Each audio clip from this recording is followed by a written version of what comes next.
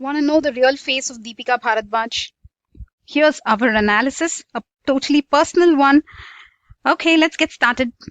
She calls herself a lawyer, a men's rights activist, and are you ready to look at it on the other perspective?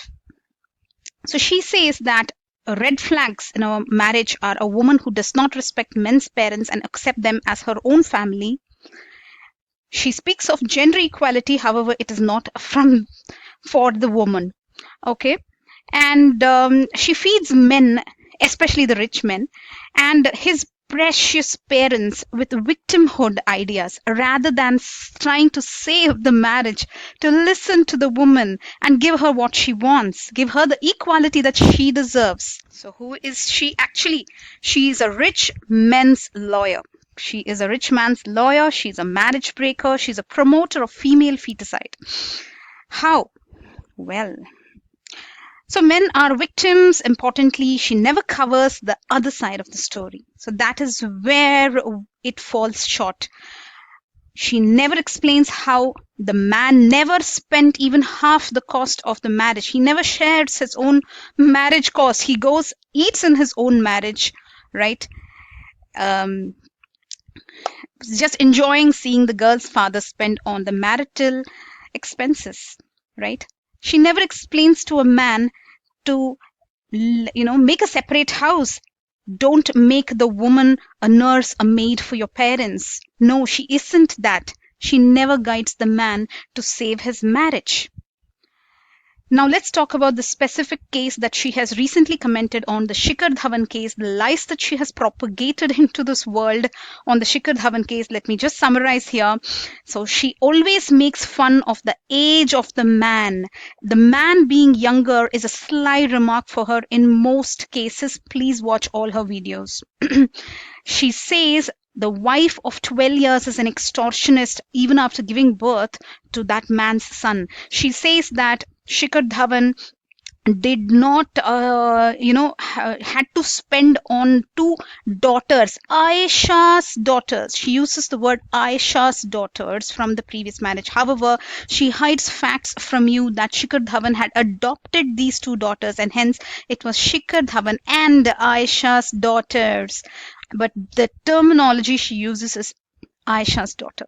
Focus on it. He was legally obligated to spend on one or both the daughters. She will hide those facts from you. Let's move on. So where were we? Here. And she also, you should note that she accuses Ayesha of filing false cases. However, no false case was filed. As per the information available, it was a unilateral divorce. There was no false case. And yet another shocking point by Deepika Bharadwaj is that what the judgment contains and what the statement of Shikhar Dhawan contains. See, statement says that she had agreed to move to India before marriage, right? India before marriage. The judgment is just a divorce granted on so and so grounds. As a lawyer, if she does not know the difference between a statement by a party and the judgment, it is a very shocking thing about a lawyer. Okay, so even then, even if we accept that Ayesha had agreed to move to India, she moved to India, lived here for a few years, but for whatever reason wanted to go back to Australia, where they had made a few properties, joint properties, remember, nothing was completely in the wife's name. So why is it that for once can't she think that the man can move too? At this moment, let's take a deep breath and continue. A unilateral divorce. There was no false case. She never picks up cases where women are the victims of false cases, like a brother who puts a false case on a woman because of his property greed after marriage. She never picks them up. She makes Indian men play victim card instead of teaching them how to survive the marriage. And that's what I've been trying to say from the other time. And mainly remember that Men are the victims, women were burnt alive for dowry earlier, but now it is the men who are suffering much, much, much more just by a false case. Probably, it is nothing compared to a woman being burnt alive. Anyways, the real face is when she shows videos where the boy's parents are crying in the video. What are they crying? Son is the Sahara, and the son has been separated from the parents, son's parents. This especially is a featured of her, that where Deepika Bharadwaj promotes female feticide in the country.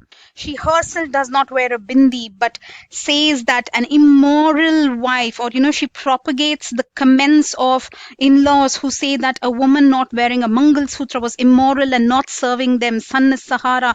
Just go back to her videos where the men and their parents themselves expose themselves, and she is just their lawyer.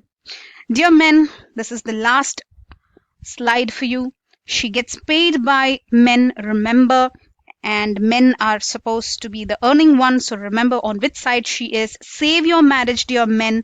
Share half of the cost of your marriage. Build your own nest after marriage. Remember, in a nest, there is no place for husband's parents. Note that point. Don't destroy your nest, marital nest. Okay, don't become the prey in the end by not looking at the real face of your lawyer. Confront her. You will see her true colors. We have confronted her. Her language is unbalanced, shocking. Guys, please note, save your marriage. Give the woman a separate home. She does not have to leave her own parents and live with your parents.